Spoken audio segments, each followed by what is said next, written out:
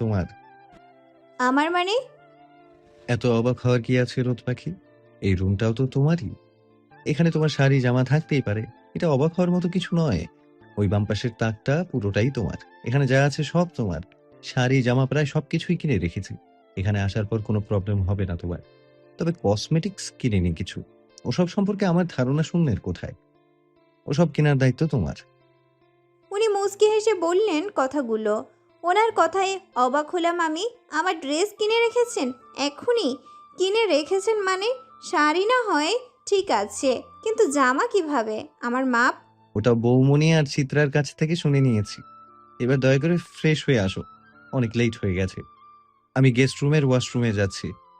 First রোদু, you have just 10 minutes. আমাকে কিছু বলার সুযোগ না দিয়েই তোয়ালে হাতে বেরিয়ে গেলেন উনি। একটা ছোট্ট শ্বাস ফেলে আমিও ঢুকে গেলাম ওয়াশরুমে। 15 মিনিটের মাথায় বেরিয়ে এসে চুলগুলো মুছতে মুছতে সামনে তাকাতেই দেখি আয়নার সামনে দাঁড়িয়ে চুল ঠিক করছেন উনি। গায়ে সাদা পাঞ্জাবি। আমায় দেখে মুচকি হেসে হাতা ফোল্ড করতে করতে আমার সামনে দাঁড়িয়ে টাওয়ালটা টেনে নিয়ে চুল মুছতে লাগলেন। ওনার উৎসাহ দেখে মনে হচ্ছে কাজটা বেশ মজার।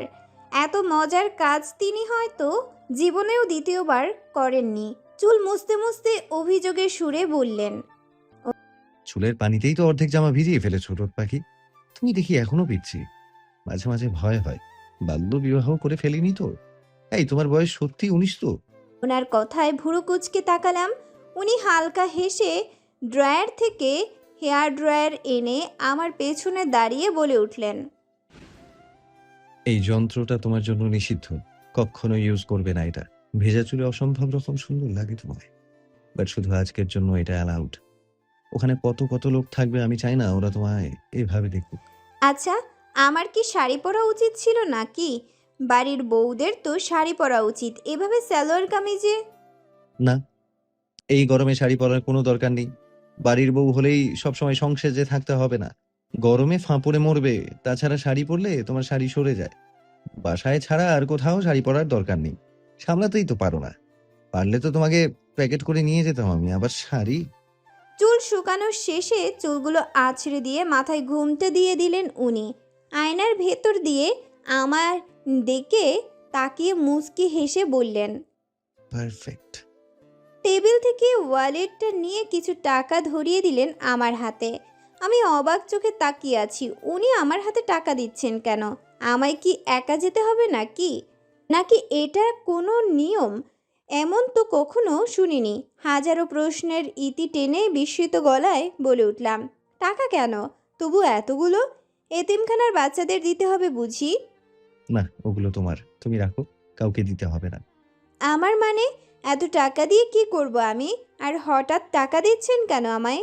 আরে বাবা, এত প্রশ্ন কেন করো বলো তো? বিয়ের পর থেকে স্ত্রীর ভরণ পোষণের দায়িত্ব স্বামীর।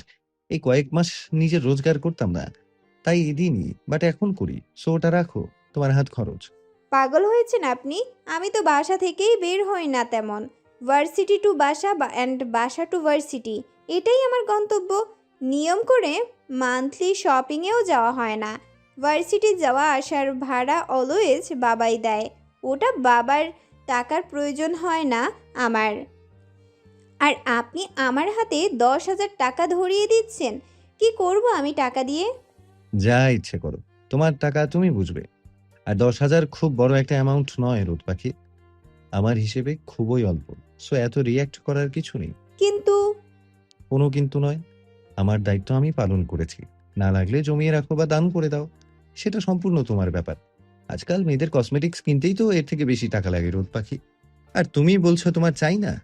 আর একটা কথা রোদ পাখি, ফুপার কাছ থেকে টাকা নেওয়ার কোনো প্রয়োজন নেই।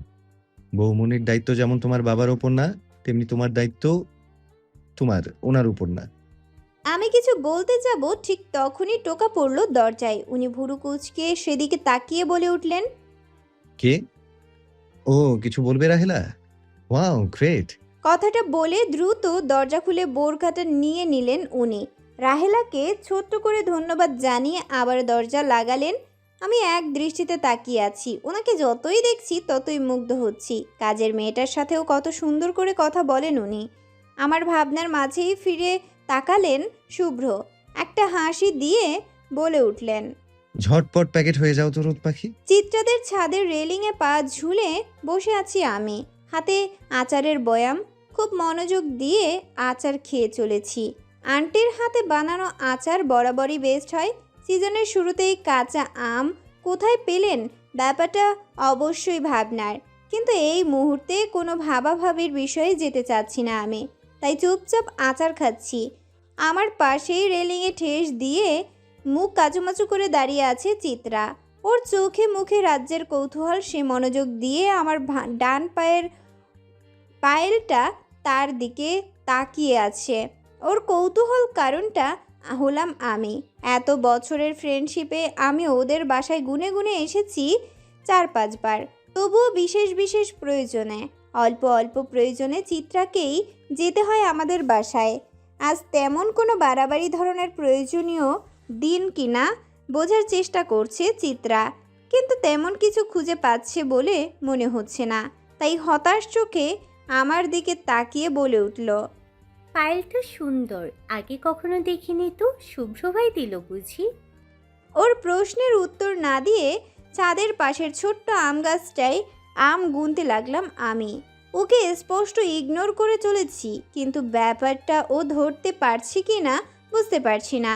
ছোট্ট একটা নিঃশ্বাস ফেলে আবারও বলে উঠল ও, রেস্টুরেন্ট থেকে হঠাৎ কোথাও উধাও হয়ে গেলি বলতো?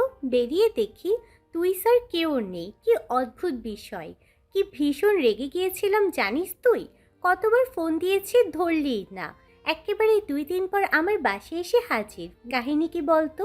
স্যার তোকে কি এমন বললো যে 2 দিনের জন্য হাওয়া? এবারও চুপ করে রইলাম আমি। চিত্রাদের বাসায় নিচে একদল ছেলে দাঁড়িয়ে আছে। বাচ্চা ছেলেপুলে মাত্রই কলেজে পা রেখেছে হয়তো। ইফটিজিং বিষয়টা ঠিক করায়ত্ত করতে পারেনি, হয়তো প্র্যাকটিস চলছে। কোনো মেয়ের সামনে দিয়ে যেতেই সবাই হেসে উঠে ওটা এটা বলছে। আচ্ছা, ছাদ থেকে যদি ওদের উপরে আমের আঁটি ফেলা হয় তাহলে কেমন হবে? আঁটি ফেলেই চুপ করে নিচে বসে যাব। ছাদে কেউ নেই অথচ ঢিল ছুটছে। বিষয়টায় ওরা কি ভয় পাবে? পেতেও পারে, আবার নাও পেতে পারে। আমার থেকে সন্তোষজনক কোনো উত্তর না পেয়ে অনেকটা রেগে গিয়ে বলল চিত্রা, 1 ঘন্টা যাবৎ শুধু আচারই খেয়ে চলেছিস। এত আচার খাওয়ার মানে কি? কোনো সুখবর আছে নাকি? আছে তো। আমার কথায় অবাক হলো চিত্রা। মুখটা অটোমেটিক্যালি হাঁ হয়ে গেল তার। নিজের বিষয় চাপা দেওয়ার কোনো চেষ্টা না করেই বলে উঠল সে, মানে কি? সত্যি সত্যি? ও মাই গড, সত্যি খুশির খবর আছে? সেটা বলার জন্যই আমাদের বাসায় এসেছিস বুঝি? আমি স্বাভাবিক কণ্ঠে বললাম, আছে। তুই মা হচ্ছিস, এত বড় খবরটা খুশি না হয়ে যায় কই? আমার কথায় চিত্রার চোখ দুটি বেরিয়ে আসার উপক্রম। ওর মুখ দেখে মনে হচ্ছে এমন একটা অদ্ভুত কথা এ জীবনে দ্বিতীয়বার শুনেনি সে। আমার দিকে তাকিয়ে চোখ বড় বড় করে বলল সে, কি বলছিস এসব? আমি মা হতে চলেছি মানে কি? এত মানে করার তো কিছু নেই চিত্রা। চুপি চুপি বিয়ে করে ফেলেছিস, তা যেহেতু জানতে পারিনি, চুপি চুপি তেঁতুল খাওয়া শুরু করবি তাও নিশ্চয়ই জানতে পারবো না। এতে অবাক হওয়ার কিছু নেই। আমি বলি কি, তুই যদি চুপি চুপি বাচ্চার জন্মদিন পালন করে ফেলিস তবুও আমি অবাক হব না। এসব কি বলছিস রোদু? চুপি চুপি বিয়ে মানে? বুঝতে পারছিস না? আমার সামনে এসে দাঁড়া, বুঝিয়ে বলছি। চিত্রা মনে একগাদা প্রশ্ন নিয়ে আমার সামনে এসে দাঁড়ালো। সাথে সাথেই বাম হাতে ওর গালে একটা চর বসিয়ে দিলাম। ও অবাক হয়ে কাঁদো কাঁদো গলায় বলল, মারলি কেন? একটা মেরে কিন্তু শান্তি লাগছে না বুঝলি, আরেকটা মারতে ইচ্ছে করছে আমার, কিন্তু মারবো কি না। বাম হাতে মারতে কষ্ট হয়, আচার খাওয়ার পর আবার মারবো, ওয়েট কর। চিত্রা অবাক হয়ে বলল, মানেটা কি? মারছিস কেন সেটা তো বল। শুধু শুধু মারবি কেন আমায়? হারামি, আবার কারণ জিজ্ঞেস করছিস? শিশির স্যারের সাথে যে তোর বিয়ে ঠিক সেটা আমায় বলিসনি কেন শুনি? ওনাকে যে আগে থেকে চিনিস সেটাও তো বলিসনি আমায়। কি ভেবেছিলি তোর বর নিয়ে ভেগে যাব আমি, ডাফার? আসলে রোদু, কিসের আসলে? হ্যাঁ, কিসের আসলে? এক চর মেরে সব আসলে নকলে বের করে ফেলবো বেয়াদব। আরে আমি তো আগে জানতামই না, 3 মাস আগে তোদের বিয়ের পর যখন এঙ্গেজমেন্ট হলো তখনই জানতে পেরেছি। কি? এঙ্গেজমেন্ট হয়ে গেছে আর আমি কিছুই জানি না? আমি এখনো বেঁচে আছি কেন? এই, তোর বাপে তোদের বাড়িটা একতলা না করে 7 তলা করতে পারলো না?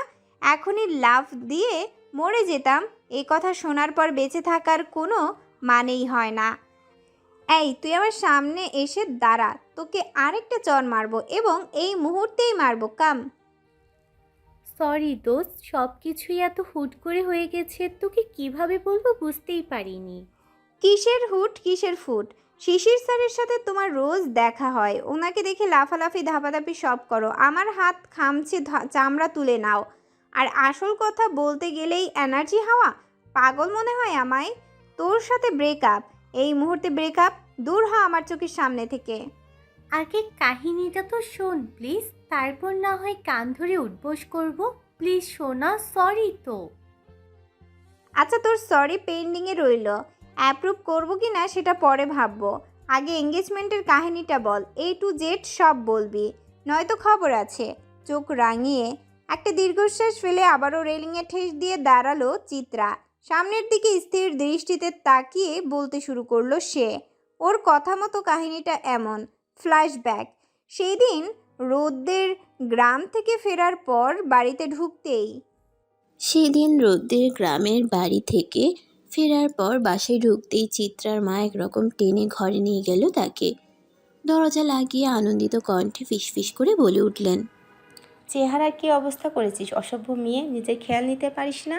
ওই আকাশি রঙের জামদানি শাড়িটা ফটাফট পরে ফেলতো। মায়ের কথায় ভ্রু কুঁচকে তাকালো চিত্রা। বাসায় ফিরে মানুষ ড্রেস চেঞ্জ করে ফ্রেশ হয়, আর মা তাকে শাড়ি পরতে বলছে, কি আশ্চর্য! বিস্ময় মাখা কণ্ঠে বলে উঠল চিত্রা। আশ্চর্য, হঠাৎ শাড়ি পরতে যাব কেন? কেন, শাড়ি পরলে কি পৃথিবী ধ্বংস হয়ে যাবে? পৃথিবীর ধ্বংস হবে কিনা জানি না মা, তবে এই মুহূর্তে যে আমি শাড়ি পরছি না সেটা আমি খুব ভালো করে জানি। অবশ্যই পরবি। দেখ, একদম তেরামি করবি না বলে দিলাম। জামাই তার নানি দাদিকে নিয়ে আসছে, ওনারা প্রাচীন ধাঁচের মানুষ। ওদের সামনে যদি এমন তেরামো করিস তো থাপ্পড় দিয়ে দাঁত ফেলে দিব। চিত্রা অবাক হয়ে বলল, জামাই মানে কিসের জামাই, কার জামাই, কিরকম জামাই? চিত্রার মা খুশিতে গদগদ হয়ে বললেন, জামাই আবার কিসের হয়? জামাই তো জামাই। ওই দিন ওই ছেলেটা এলো না দেখতে, ছেলেটা তোকে না খুব পছন্দ করেছে বুঝলি। একদম বিয়ে করবে তো তোকেই করবে। কি সুন্দর ব্যবহার। আজকেও নানি দাদি আসবে, এবার ওদের পছন্দ হলেই হলো। মা, আমি তোমাকে বলেছি আমি বিয়ে করব না, তবুও কেন জোর করছো বুঝতে পারছি না। আমি কি তোমাদের কাছে বোঝা হয়ে গেছি মা? চিত্রার মা করুণ গলায় বললেন, এভাবে বলছিস কেন? দেখ, তুই বড় মেয়ে, বাবা মা কি কখনো সন্তানের খারাপ চায় বল? মেয়ে হয়ে জন্মালে তো বিয়েটা একদিন করতেই হবে। তাছাড়া তোর তো পছন্দের কেউ নেই যে অপেক্ষা করব। আর দেখতে আসলেই কি বিয়ে হয়ে যায় বল? ওরা আসতে চাইছে, আমরা কি ওই মুখের ওপর মানা করতে পারি? এটা কি ভালো দেখায় বল? এখন যদি তুই ঠিকঠাকভাবে ওদের সামনে না যাস তাহলে তোর বাবা ওদের সামনে ছোট হয়ে যাবে না? তুই কি চাস? কিন্তু মা। চিত্রার মা ওর কপালে চুমু খেয়ে বললেন, কোনো কিন্তু নয়, ফ্রেশ হয়ে শাড়িটা পরে নে, ওরা এলো বলে। লক্ষ্মী মেয়ে আমার। মা বেরিয়ে যেতেই থম মেরে বসে রইল চিত্রা। নাটকীয় সব কিছু যে তাদের সাথেই কেন ঘটছে বুঝতে পারছে না সে। রোদের বিয়েটাও কেমন হুটহাট হয়ে গেল, যদিও তাতে বেশ খুশিই হয়েছে চিত্রা। শুভ্র ভাইয়া যে রোদকে কতটা ভালোবাসে সেটা তো ওপেন সিক্রেট। বিয়ে হয়েই বরং ভালো হয়েছে, কিন্তু তার সাথে কেন এমনটা হচ্ছে? একটা দীর্ঘশ্বাস ফেলে ফ্রেশ হয়ে শাড়ি পরা শেষ করতেই হুড়মুড় করে রুমে ঢুকে এলো মা। ব্যস্ত ভঙ্গিতে বলে উঠলেন, চল চিত্রা, ওরা চলে এসেছে, তোকে ডাকছে। ইস, মাথায় ঘোমটাটা দিয়ে নে না বাবা, এই মেয়েকে নিয়ে যে কি করি। সোফায় বসে আছে চিত্রা। আজও মাথাটা নিচু করে রেখেছে সে। তার ঠিক সামনে নীল রঙের পাঞ্জাবি পরে বসে আছে একটা ছেলে। আজও চিত্রা আর চোখে ছেলেটার পেট পর্যন্তই দেখতে পেরেছে। এর চেয়ে উপরের দিকে তাকানোর তার সাহস হলো না। লজ্জাটা যেন ঘাড়ে চেপে বসেছে তার, সেই সাথে চরম অস্বস্তি। হুট করেই পাশে বসে থাকা সাদা শাড়ি পরা বৃদ্ধা মহিলাটি হাত টেনে নিয়ে একটা আংটি পরিয়ে দিল। সাথে সাথেই পাশ থেকে অন্য একজন বৃদ্ধ মহিলা বলে উঠলেন। আচমকা কি হয়ে গেল কিছুই বুঝে উঠতে পারছে না চিত্রা। চোখ দুটো ভরে আসছে তার। এমনটা হওয়া কি খুব প্রয়োজন ছিল? চিত্রার মাও হাসি মুখে সামনে বসে থাকা ছেলেটার হাতে একটা আংটি পরিয়ে দিলেন। চিত্রার এবার গলা ধরিয়ে এলো। এভাবেও এঙ্গেজমেন্ট হতে পারে জানাই ছিল না তার। কিছুক্ষণ পর সামনে বসে থাকা ছেলেটি গমগমে ভরাট গলায় বলে উঠল। আমি কি ওনার সাথে আলাদা কথা বলতে পারি? সবার সম্মতিতে ওদের দুজনকে চিত্রার ঘরে পাঠানো হলো। দুজনেই ব্যালকনিতে চুপচাপ দাঁড়িয়ে আছে। কিছুক্ষণ নীরবতার পর হুট করেই বলে উঠল লোকটা। আচ্ছা, আপনি কি টেরা? লোকটার এমন কথায় অবাক হলো চিত্রা। আশ্চর্য, ট্যারা হতে যাবে কেন? ভার্সিটির কত ছেলেরা তার চোখের প্রশংসা করেছে, আর এই ব্যক্তি কিনা বলছে সে ট্যারা। চিত্রা অবাক হয়ে মাথা নিচু করেই বলে উঠল। কেন? আপনার এমন মনে হচ্ছে কেন? লোকটা মুচকি হেসে বলে উঠল। আমার দিকে তাকাচ্ছেন না তাতেই বুঝতে পারছি। আমার মতো হ্যান্ডসাম ছেলে কোনো মেয়ের সামনে দাঁড়িয়ে থাকবে আর সে তাকাবে না, এটা হতেই পারে না। আর যদি তা হয় তাহলে বুঝতে হবে তার চোখের সমস্যা আছে। আপনি নির্ভয়ে আমার দিকে তাকাতে পারেন। আপনি টেরা হলেও আমি আপনাকেই বিয়ে করব। আমি হলাম জনদরদি মানুষ। এসব টেরা প্যারা মেয়ে বিয়ে করতে আমার তেমন কোনো আপত্তি নেই। লোকটির কথায় এবার রেগে উঠল চিত্রা। লোকটি রীতিমতো তাকে অপমান করছে। কত বড় সাহস! রেগে গিয়ে উপরের দিকে তাকিয়ে বলে উঠল। আপনাকে কি আমি বলেছি বিয়ে কর? এইটুকু বলেই থেমে গেল চিত্রা। সামনে দাঁড়ানো ছেলেটা তার পরিচিত। ভার্সিটিতে দেখেছে সে। তো আমাদের ডিপার্টমেন্টের নতুন স্যার। নামটা যেন কি মনেই পড়ছে না। তবে রোদ আর সে স্যারটাকে নিয়ে বেশ মজা করেছিল তখন। আর একটা নিক নামও দিয়েছিল রোদ, কি জানি নামটা। ওষুধের শিশি হতে পারে, এমন কিছুই হবে। কিন্তু এই লোক তাকে বিয়ে করতে এসেছে কেন? তাকে কি চিনতে পারছে? চিনতে পারার তো কথাও না। শিশির স্যারের তুড়ির শব্দে ঘোর কাটলো তার। এই যে মিস, কি ব্যাপার? কোথায় হারিয়ে গেছেন? আমাকে কি খুব সুন্দর লাগছে? চিত্রা চুপচাপ দাঁড়িয়ে আছে, ভয়ে তার হাত পা কাঁপছে। তো আমার কাছে শুনেছে সে সুন্দর হলে কি হবে। একদম তিতা করলা মার্কা স্যার এটা। কথায় কথায় নাকি রাগারাগি করেন খুব। শেষ পর্যন্ত কোনো জ্বলন্ত আগ্নেয়গিরি তার স্বামী হবে সারা জীবন। টিচারদের মতো স্ট্যান্ড আপ অ্যান্ড সারা জীবন টিচারদের মতো stand up and sit down করবে? ভাবা যায়? ভাবা যায়? চিত্রাকে চুপ করে থাকতে দেখে এবার এগিয়ে এলো শিশির। ওর একদম কাছাকাছি এসে বলে উঠল। কি ব্যাপার বলো তো? আমি দেখলেই কি তোমার সব সিস্টেম অফ হয়ে যায় নাকি? কখনো তাকাতে ভুলে যাও, কখনো চোখ ফেরাতে ভুলে যাও, আবার কখনো কথা বলতেই ভুলে যাও। কথাটা বলেই হুট করে একটা চুমু দিয়ে দিলেন চিত্রার ডান গালে। ব্যাপারটা বুঝতে পেরেই চোখ বড় বড় হয়ে গেল চিত্রার। হাত পা কাঁপতে লাগলো। শরীরে যেন 10 মাত্রায় ভূমিকম্প শুরু হয়েছে। কি ভয়ানক একটা ঘটনা ঘটে গেল তার সাথে। ছি! এই মুখ কাকে দেখাবে এবার সে? কিভাবে দেখাবে? চিত্রার কাদো কাদো মুখ দেখে মুচকি হেসে বাম গালেও একটা চুমু দিয়ে বাঁকা হেসে বেরিয়ে গেলেন উনি। চিত্রা 2 গালে 2 হাত দিয়ে রোবটের মতো দাঁড়িয়ে আছে। এটা কি হলো? স্যার তাকে নো। তারপর থেকে স্যারকে নিয়ে ভয় ঢুকে গেল তার মনে। দেখলেই ভয়ে হাত পা কেঁপে ওঠে। তার সাথে অন্যরকম একটা অনুভূতিও হয়, একদম অন্যরকম একটা ফিলিংস, যে ফিলিংসে মনটাও কেঁপে ওঠে তার। চোখ দুটো তাকেই খুঁজে, কিন্তু দেখা মিললেই শুরু হয় কাঁপাকাঁপি। তার মানে 3টা মাস কেটে গেছে। শিশির প্রথম কিছুদিন তার সাথে বিভিন্নভাবে কথা বলার চেষ্টা করেছে, ঘুরতে যাওয়ার জন্য রাজি করানোর চেষ্টা করেছে, কিন্তু কাজ হয়নি। চিত্রা তার সামনেই যায়নি। তারপর থেকে শিশিরও চিত্রার সাথে আর যোগাযোগ করেনি। বাসায়ও সেই ব্যাপারে কথা ওঠেনি, তাই ব্যাপারটা আমলে আনেনি চিত্রা। কিন্তু সেদিন হঠাৎ ভার্সিটিতে দেখা হওয়ায় আবারও কাঁপাকাঁপি শুরু হয়ে গিয়েছিল তার। রোদকে তখন বলেনি, তাই পরে আর বলার সাহস হয়নি। ভেবেছিল যখন বিয়ে ফিক্সড হবে তখন একেবারেই বলবে। চিত্রার কাহিনীটা পুরো দস্তুর শুনে মাথা দুলালাম আমি। চিত্রার ডান কান ধরে বলল, সরি। আমি আচারের বয়ামটা পাশে রেখে ওকে হাত দিয়ে ডাকলাম, এদিকে আয়। চিত্রা এগিয়ে আসতেই ওর ওড়না দিয়ে হাত মুছে শান্ত গলায় বললাম, 2 কান ধর। চিত্রা আমার দিকে অসহায় দৃষ্টিতে তাকিয়ে কান ধরল।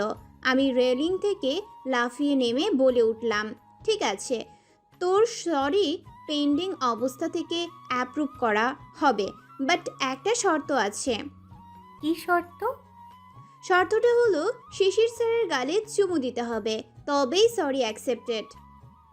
কি পাগল হয়েছিস তুই? তুই তোর জামাইকে কখনো চুমু দিয়েছিস যে আমাকে বলছিস? আমি রেগে তাকাতেই, প্লিজ দোস্ত, এটা কেমন হয়ে যায় না? আমি ছ্যাঁচড়া ভাববি। বেশি বেশি হয়ে যাবে। হবে। তাহলে জড়িয়ে ধরিস, তাতেই হবে। কি জড়িয়ে? আর আমি? প্লিজ দোস্ত, আর একটু সহজ করা যায় না? Please please please. Okay, last option. এটা যদি না করিস তো ডিরেক্ট ফ্রেন্ড লিস্ট থেকে ব্যান করা হবে তোকে। রাজি? ভ্রু নাচিয়ে বললাম। চিত্রা মন খারাপ করে বলল, আচ্ছা বল। স্যারের সামনে গিয়ে সুন্দর করে বলবি, কেমন আছেন শিশির, ব্যাস এতটুকুই। নাম ধরে? হ্যাঁ, নাম ধরে।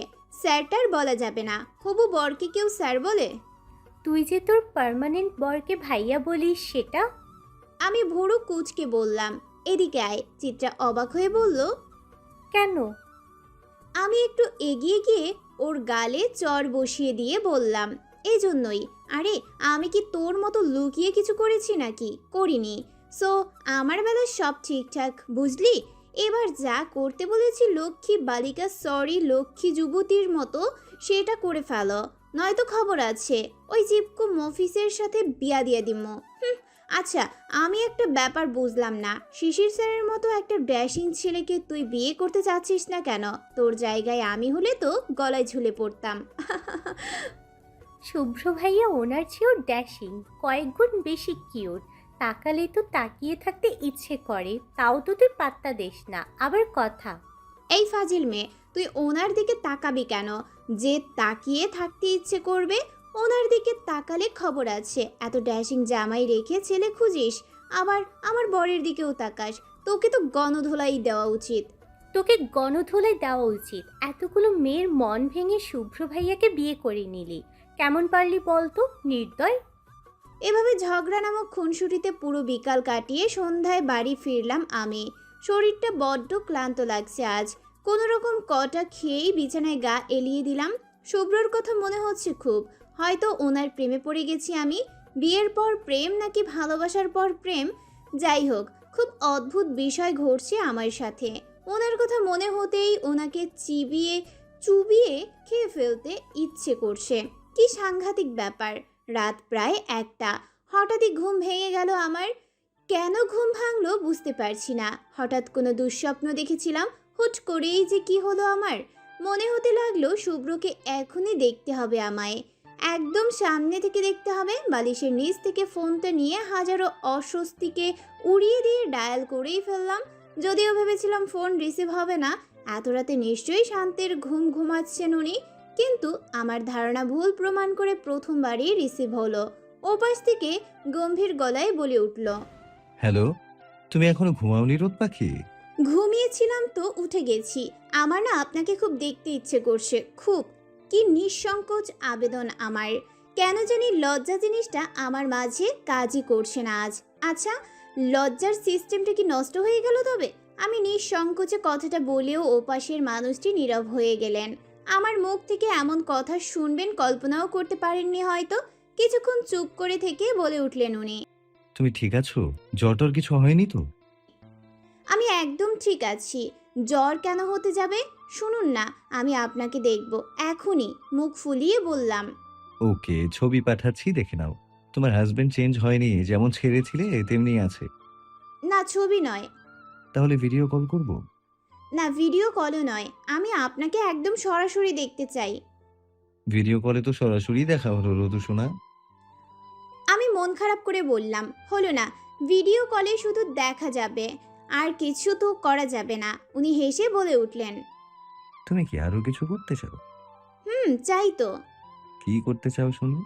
শক্ত করে জড়িয়ে ধরে বুকে মাথা রাখতে চাই। সো আপনাকে আমার এখনই চাই, এখনই এখনই এখনই। এখনই লাগবে আমায়? আমার কথায় হুহা করে হেসে উঠলেন উনি। হাসিটা কোনো রকম থামিয়ে বলে উঠলেন, তুমি পাগল হয়ে গেছো রোদ। এখন কটা বাজে জানো? 1:05। আচ্ছা সত্যি করে বলো তো, উল্টাপাল্টা কিছু খাওনি তো? আমি মুখ ফুলিয়ে বললাম, একদম উল্টাপাল্টা কথা বলবেন না। কটা বাজে সেটা জানতে ফোন দেইনি আমি। আমার এখন আপনাকে চাই মানে চাই, ব্যাস। উনি একটা দীর্ঘশ্বাস ফেললেন, কিছুক্ষণ চুপ করে থেকে বলে উঠলেন, আধা ঘন্টা ওয়েট করতে পারবে? আমি এখন অফিসে আছি। অফিস থেকে তোমাদের বাড়ি যেতে আধা ঘন্টা লাগবে। এখনই বের হব অফিস থেকে। নিচে এসে কল দিব, নেমে এসো। আমি বাসায় যাব না, চলবে? ভুরু কুচকে বললাম আমি, কিন্তু এত রাতে আপনি অফিসে কেন? আমার কথায় উনি হাসলেন, তারপর ছোট্ট একটা নিঃশ্বাস ফেলে বলে উঠলেন, তুমি যে মাঝরাতে এমন পাগলামিতে মেতেছ, যে ফিলিংসটা এখন তোমার হচ্ছে, সেই পাগলামোটা আমার প্রতি মুহূর্তে ইচ্ছে করে রোদ। এই ফিলিংসটা আমি প্রতিটি মুহূর্তে ফিল করি। যে কোনো সময় ছুঁয়ে দিতে ইচ্ছে করে তোমায়। But I am helpless. তোমার এই ইচ্ছে পূরণ করার দায়িত্ব আমার উপর দিয়ে তুমি নিশ্চিন্ত। কিন্তু আমি কাউকে আমার ইচ্ছে পূরণের দায়িত্ব দিতে পারি না। তোমাকে পাওয়ার ইচ্ছে আর পাগলামোগুলো আমার নিজেকেই পূরণ করতে হয়। সেজন্য একটু পরিশ্রম তো করতেই হবে সোনা। তাই বলে সারাদিন ভার্সিটি করে এখন এত রাতে? উহু, এসব নিয়ে তোমায় ভাবতে হবে না। আমি তো আছি ভাবার জন্য। আমি অফিস থেকে বের হয়ে গেছি। আধা ঘন্টার মধ্যে পৌঁছে যাব। তোমার দায়িত্ব হলো আমার সামনে এসে তোমার মারাত্মক হাসিটা দিয়ে আমাকে আরেকটু পাগল করে তোলা। আমি চাই সবসময় হাসি খুশি থাকো তুমি, মাই লাভিং অ্যাঞ্জেল। আমি মন খারাপ করে বললাম, থাক, আসতে হবে না, কাল তো দেখা হবেই, আপনি বরং বাড়ি চলে যান। উনি অবাক হয়ে বললেন, কেন? একটু আগেই তো পাগল হয়ে যাচ্ছিলে, হঠাৎ কি হলো? আমাদের বাসা তো উল্টো রাস্তায়, আপনার বাসায় পৌঁছতে আরও লেট হয়ে যাবে। তাহলে রেস্ট নেবেন কখন? কাল তো আবার ভার্সিটি আছে। উফ, আই উইল ম্যানেজ পুচকি। এত পাকামো করতে হবে না আপনাকে। মহারানীর এক চিলতে হাসির জন্য জান হাজির।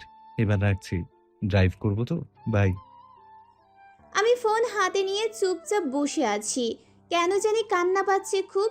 একটা মানুষ এতটা পরিশ্রম কি করে করতে পারে? সকাল 9টা থেকে 5টা পর্যন্ত ভার্সিটি, কখনো এর থেকেও দেরি হয়ে যায়। ল্যাপটপ, কত ঝামেলা। তারপর 7টা থেকে এত রাত পর্যন্ত অফিসে কাজ করতে থাকেন। খাবারটা খান কখন উনি? একটু রেস্টের কি প্রয়োজন নেই ওনার? এত কিছুর পরেও সব সময় মুখে হাসিটা ধরে রাখেন কিভাবে? কিভাবে সম্ভব? একটু কি বিরক্ত নেই ওনার? একটুও না? আচ্ছা, উনি ডিনার করেছেন তো? জিজ্ঞেসই তো করা হলো না। কথাটা মনে হতেই ছুটে গেলাম কিচেনে। কি রান্না করা যায় ভাবতেই মাথায় এলো বিরিয়ানির কথা। কিন্তু না, দিন শেষে বিরিয়ানি একদমই ভালো খাবার নয়। তাহলে কি সাদা ভাত? তাই ভালো হবে ভেবে ঝটপট রাইস কুকারে ভাত বসিয়ে চুলায় বসালাম মাংস, অন্য চুলায় মাছ ভাজি। ঘড়ির দিকে তাকিয়ে দেখলাম আর মাত্র 12 মিনিট বাকি। মাংস সিদ্ধ হয়ে এসেছে, মাছও ভাজা ভাজা প্রায়। ঠিক তখনই রুম থেকে পানি নিতে এলো মা। আমাকে রান্নাঘরে দেখে অবাক হলো, ভুরু কুচকে বলল, মাঝরাতে এসব কি রোদ? তেমন কিছু না মা, ঘুম আসছিল না, তাই সময় কাটানোর জন্য রান্না করছি। রান্না করতে বেশ ভালো লাগছে। মা, তুমি যাও তো, বিরক্ত করো না প্লিজ। এমনি মন মেজাজ ভালো না। আম্মু কিছু বলতে গিয়েও থেমে গিয়ে পানি খেয়ে রুমে চলে গেলেন। আমি যেন হাঁফ ছেড়ে বাঁচলাম। চুলার আঁচ কমিয়ে দিয়ে ছুট লাগালাম রুমে। আলমারি থেকে গোলাপি রঙের শাড়ি বের করে জড়িয়ে নিলাম গায়ে। চোখে হালকা কাজল আর ঠোঁটে হালকা গোলাপি লিপস্টিক। চুলগুলো হাত খোপা করতে করতে বিছানায় গিয়ে বসলাম। একদম ক্লান্ত হয়ে পড়েছি আমি। উফ, কি ছুটাছুটিটাই না করলাম। আনমনে ঘড়ির দিকে তাকাতেই চোখ চড়ক গাছ। 10 মিনিট ওভার। তাড়াতাড়ি ফোন খুঁজতে হাতে নিতেই দেখি 5 মিস কল। আবারও বেজে উঠতেই রিসিভ করে নিলাম। রোদ পাখি, ঘুমিয়ে গেছো? আমি কি চলে যাব? তুমি বরং ঘুমাও, আমি। এই, একদম ঘুমিয়ে পড়িনি। আপনি দাঁড়ান, আমি এক্ষুনি আসছি। Just 5 minute. ওকে, আসো। ফোনটা রেখে তাড়াতাড়ি রান্নাঘরে গিয়ে খাবারগুলো প্যাক করে পা টিপে বাসা থেকে বেরিয়ে গেলাম। গেট খুলে বেরোতেই দেখি গাড়িতে ঠেস দিয়ে হাত ভাঁজ করে দাঁড়িয়ে আছেন উনি। গায়ে কালো শার্ট, হাতাগুলো ফোল্ড করে রেখেছেন, হাতে কালো ডায়ালের ঘড়ি, টাইয়ের নাটটা ঢিলে করে উপরের দুটো বোতাম খোলা, পরনে অ্যাশ রঙের জিন্স, চুলগুলো একটু অগোছালো, মুখে ক্লান্তি মাখা হাসি। ওনাকে দেখে কেন জানি কান্না পেয়ে গেল আমার। দৌড়ে গিয়ে জড়িয়ে ধরলাম। উনি ব্যাপারটায় ভাবাচাকা খেয়ে গেলেন। কিছুক্ষণ পর মুচকি হেসে আলতো হাতে জড়িয়ে নিলেন আমায়। সাথে সাথে ধুকরে কেঁদে উঠলাম আমি। আমার কান্নার শব্দ শুনেই চমকে উঠলেন উনি। আমাকে নিজের থেকে ছাড়ানোর চেষ্টা করে অস্থির হয়ে বলে উঠলেন, কি হয়েছে রোদ পাখি? কেউ বকেছে? কি হয়েছে শুধু আমায় বলো। প্লিজ কেঁদো না, আমি তো আছি রে বাবা। কে কি বলেছে শুধু বলো। নাকি শরীর খারাপ?